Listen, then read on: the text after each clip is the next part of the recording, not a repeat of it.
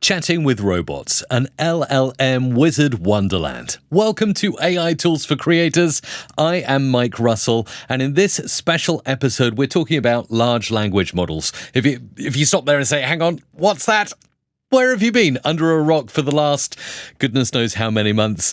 Well, obviously there's ChatGPT. That is the biggest LLM or large language model. I'll try not to use that word much more in this podcast because it's very scary. There's also Claude from Anthropic. Meta have their Llama 2, which is integrating into their products, such as Messenger and WhatsApp and Facebook itself. There's Amazon getting into the game as well, and a ton of other players. Now, in my opinion, competition is good in this world. We can chat to many different robots on the internet, but what do they all do? Why would we use one over the other? And what's the cost if we're going to be using these in apps or software? I'm going to dive into that.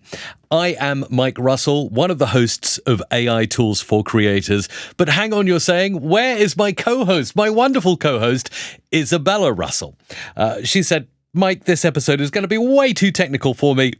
I'm hardly going to contribute anything, and frankly, I'll probably get bored. So I'll see you on the next episode. So that's why Isabella is not here. With that said, yes, this will be a fairly technical episode.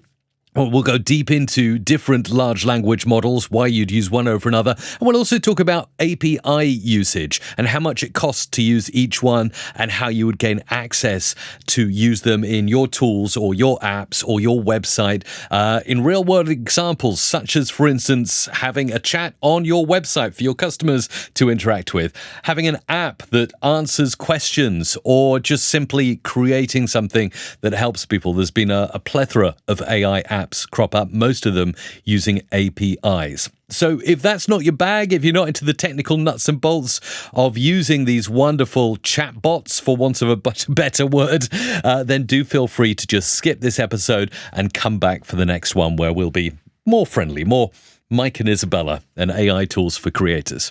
So let's dive right in and talk about why I'm so excited about this right now.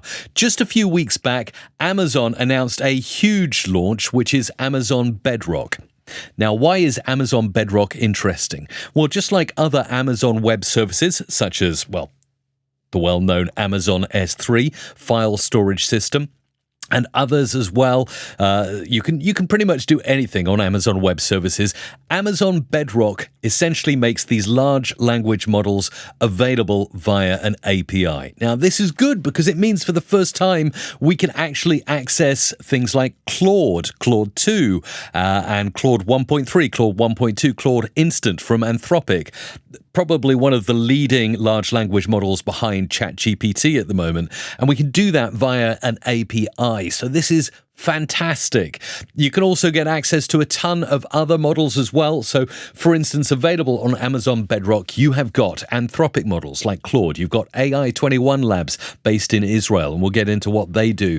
We've got Cohere on there, and also Amazon have their own large language model that's going to be available on the Amazon Bedrock service. Also, Llama 2 from Meta, that will be available too. And you'll be able to pay quite simply for API access to bring these into your apps or into your services and things like that. So it's really, really exciting. I've been using the OpenAI API to access GPT-3.5 Turbo and also GPT-4 for many things. And now I'm excited to have so much more variety. And I really do believe that variety in this world is the spice of life. If we only have one big player, such as ChatGPT, then, we haven't got much choice. But when we can go to different places for different things, this is interesting. Now, I want to make sure to embed in the show notes to this episode, so make sure you go and check them out, a table, because I've done extensive research of costs of all of these different models and why you'd use one over another. Because, when you get access to Amazon Bedrock, you've got so much. You've got Anthropic Claude, you've got AI21 Labs with their Jurassic 2 Ultra and Jurassic 2 Mid. You've got Claude Instant. You've got Command from Cohere. You've got Titan Text from Amazon and Llama 2 as well. So, what is each one and why would you use it? So I broke this down into a table where I worked it out on this basis, because when you look at the API usage fees, you'll see that GPT 3.5 and 4 base it on 1,000 tokens in, 1,000 tokens out. And so is the same on Amazon Bedrock. If you look at the costings, they do that. But what does that mean in the real world? What is a token, and how does that work, and how is that priced? So I thought I'd break it down and make it super simple and put it in this table that I've put in the show notes. When you ask a simple question to any chatbot online, how many tokens are you using? If I said, what is the capital of the United Kingdom? I would maybe have 10 words in that phrase, but that would take 10 tokens in. Now, in and out tokens have different costings as well. So I've taken that into account. And then it'll come back and say the capital of the United Kingdom is London. Now, that's another 10 or maybe 11 tokens to get that information back. So with that in mind, I've taken a simple question like that and priced it so that I can see how much the cheapest LLM costs and how much the most expensive one is based on a simple question in and out. And I found in my research that Amazon Titan is the cheapest. So just asking a simple question like that, it's the cheapest to use Amazon Titan. Now, this is good because I know Amazon Titan's LLM is going into Amazon itself to help sellers to describe products and do things in multiple languages.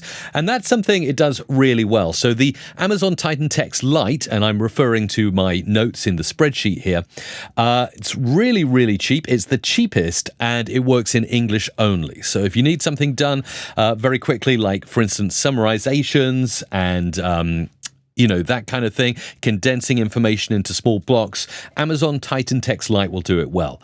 If you want to introduce multi-language, the second cheapest large language model is still Amazon Titan Text Express, which supports 100 plus languages, apparently. So Amazon's models are going to be a really cheap, affordable way of summarizing things and answering basic questions. They fell at the bottom of my table in terms of cost. Just after that is actually OpenAI's GPT 3.5 Turbo, and that is based simply on that question of what is the capital city of the UK.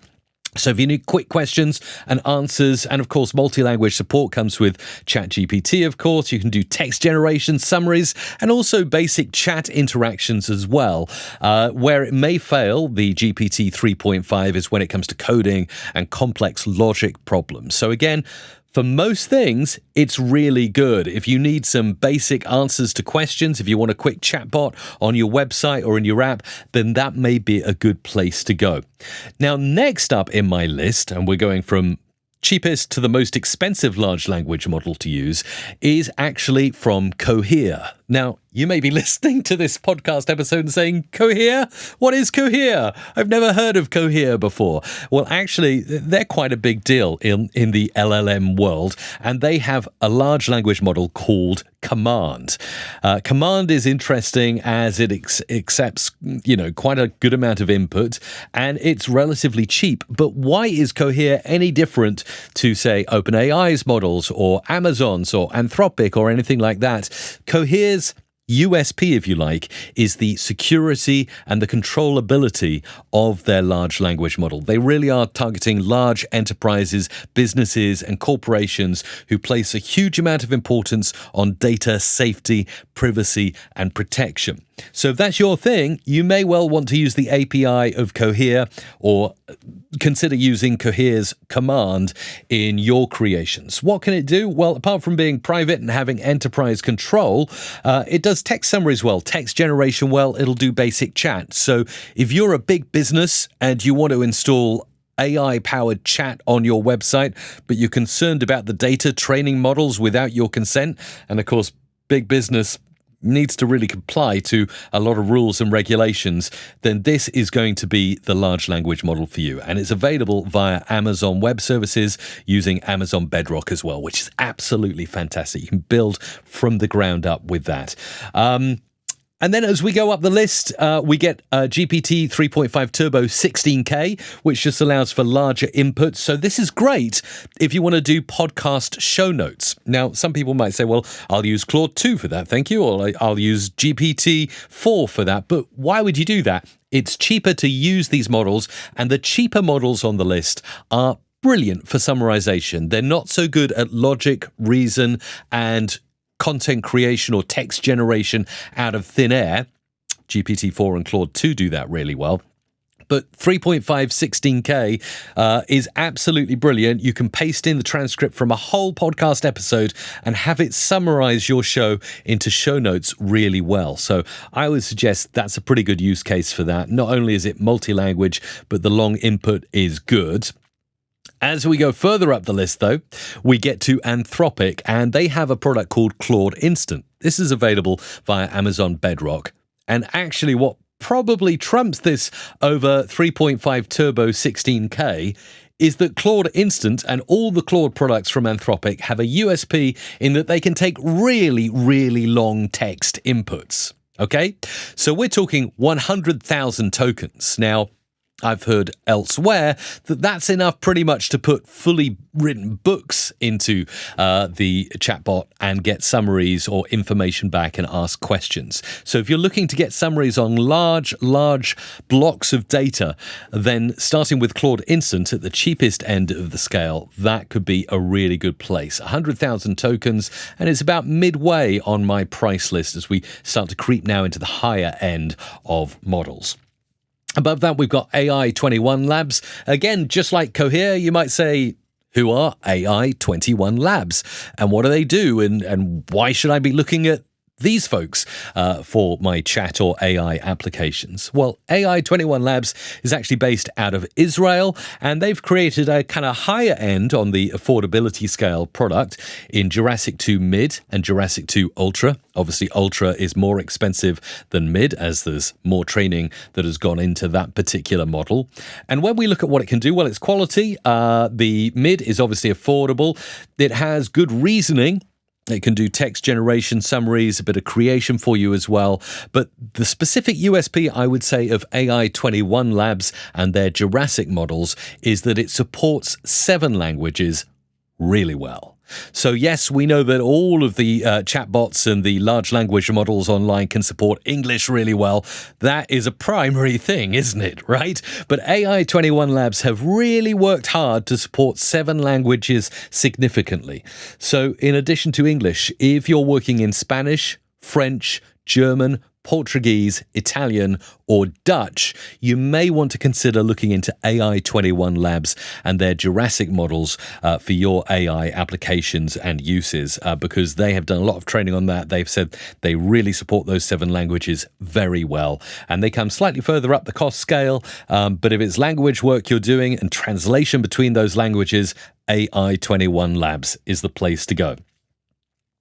And then before we get to the top of the list, we hit Anthropic's Claude 2, which is currently available to users in the UK and US. I'm sure it's going to roll out wider soon via their website at claude.ai.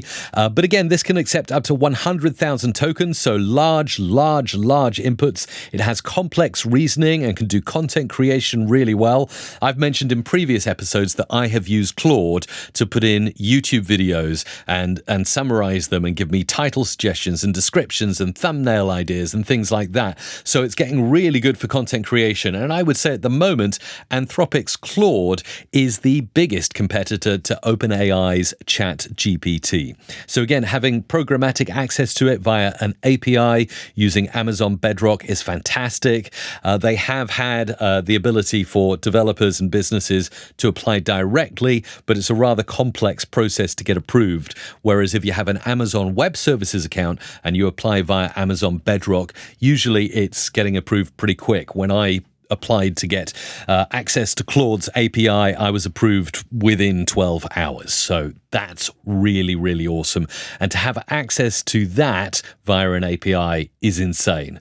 But of course, sitting at the top of the list is OpenAI's GPT-4. Still at the moment, the big one, the Tyrannosaurus Rex, to use a Jurassic reference, of the LLM world. It's GPT-4. So we'd use this for complex reasoning, content creation, but most significantly, coding. At the moment, if you want to do coding, I think GPT-4 is the place to go. I have had amazing experiences using the API of GPT-4 to write apps, to code for me in Python, to tell me the right libraries to use, and to just basically make my life easier, whether it's creating something out of the blue to make my life easier, to summarize the podcast that I'm bringing to you now. This is all available via GPT-4. So whereas I might use OpenAI GPT-3.5 Turbo to summarize the whole podcast show, I might use GPT-4 to write a really cool application that can automate the process of automatically summarizing my podcast after I've finished recording and uploaded it to Google Drive. That's something I'd use GPT-4 to do. So essentially I'd use GPT-4 to do the legwork, to go ahead and, make the apps, do the code, write the code, and then 3.5 would do all the stuff inside the app, such as summarization, creation, replying to basic questions, chatting, and things like that. So obviously it sits at the top with 8K tokens, so, that's not much in terms of information. Once you start to get to an hour-long podcast, you can't really summarize that with GPT-4, nor would you want to, because that would be pricey, being at the top of the list in terms of cost at the moment. There is a 32K version. I don't seem to have access to that myself via the OpenAI platform Playground at the moment, but there is apparently a 32K version kicking around, which is even more expensive and can accept about a third of what Claude can accept. So again, good long-form content use cases there, but I don't have access, so I can't tell you for certain if that's good or bad. So there's a lot that's squeezed into this episode. It's very complex. You might need to listen on half speed because I know I'm rifling through this. There's no Isabella to slow me down this week. But I can't wait because I love interacting with Isabella and hearing her thoughts too, but I know she'd probably just start snoring, really, in this episode. If you've made it this far, do let me know in the comments, wherever you're listening or watching to this episode, that you made it nearly to the end of this show, because you're a special case if you've stuck with me geeking out on all these LLMs. Now, I want to do some honorable mentions at the end. At the time of the recording, Meta's Llama 2 large language model is said to be available via Amazon Bedrock, but as I record this episode, probably a couple of weeks out from when you'll hear it, wasn't available for me to test, and I got no pricing for it, so I can't tell you where it falls in the scale of pricing. But as soon as an update does come out, I'll add that into my table in the show notes to this episode so you can see where Llama 2 falls in the large language model pricing scale. But it looks good, and really some of the plus points for Meta's Llama 2, why you might want to use that, it's been extensively red teamed. What is red teaming? It's basically safety testing of a large language model. So asking it to do crazy things or unbelievable things that you wouldn't want real humans to be asking, and making sure that it doesn't answer those questions. So like any bad questions, any harmful questions, any bad content, it's been red teamed really well. So apparently it's one of the safest large language models out there, as pretty good to know as it's going into products such as Messenger, Facebook, and WhatsApp. A lot of teens will be using that. So we want to make sure that a large language model like that is safe. So that's one of the big things that Meta are going with Llama 2. It's also had 1 million human interactions. Maybe we shouldn't go into where it scooped those up. Facebook feeds. So if you've been active on Facebook, you've likely trained Llama 2. I know that's a bit of a controversial idea that's happened, but it has. They said they didn't use private data, only public data. And one of the big use cases for this is it will be great for making customized chatbots and chatbots with personality and character. So that's where you might want to think about using Llama 2. I'm also going to do a couple more honourable shout-outs because I haven't seen an API available for them, but I think they're worth a mention. And that is, I wanted to mention something that comes out of the Middle East, actually, 2 large language models there. And that is, of course, the big one, Falcon 180B, trained on 180 billion bits of data. Pretty impressive. It's the largest large language model in Arabic. So if you're working in the Arabic language, Falcon is a really good thing to look. It comes out of the United Arab Emirates, I believe in Abu Dhabi. And if you're working with Arabic text or content, this could be a good thing. And recently they announced an even better, they say, model called Jace. That's J-A-I-S, Jace, named after the highest peak in the United Arab Emirates. And apparently it's super powerful and it works really well in both English and Arabic. And it's quite an interesting thing to think that I read somewhere that apparently only 1% of written Arabic is actually digitized on the internet. So if you actually think about how many Arabic is out there in written form, but not trained into large language models, that's pretty insane, and I hope more and more of it will get trained. And I know there are tons of different dialects and nuances as to how Arabic is spoken and written down. So this is a really interesting space to watch, because whereas it's pretty easy to generate English text or Spanish text, for instance, Arabic is definitely a place to watch, and I'll definitely be watching it. I'm interested to see where Falcon and Jace go next. So big shout outs to those. I couldn't see direct access to an API. I think you might either have to run it on Hugging Face or install it yourself. So that might be costly to you in terms of running a machine constantly. And finally, I'm going to mention Google Bard. With half the input tokens of the smallest, only 2K input tokens, and only available via the Google interface. So no API that I can see right now, but it does have Google App integration, and they also verify now what is generated by Google Bard using Google Search, so they can highlight things that they can verify and cite them by highlighting in green, and anything that might be a hallucination of the LLM will be highlighted in red, as in don't trust this information. So in terms of trustworthiness, this is really good.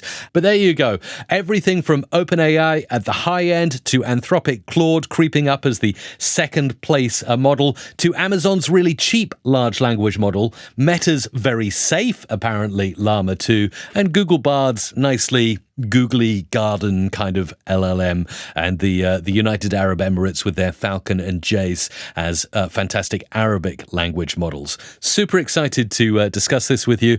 And if you made it to this point, I would like you to comment specifically somewhere, whether that's on YouTube or if you're listening to this on Spotify or Apple Podcasts or somewhere else.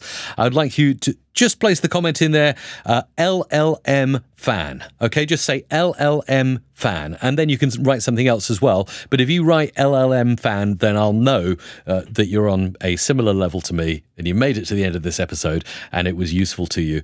But also, if you did find this episode helpful, would you do me a big favor and go and share it with someone else who would benefit from this content? And I really look forward to speaking to you at a slower pace, slowed down by my lovely co-host, Isabella Russell, on the next episode of AI Tools for Creators.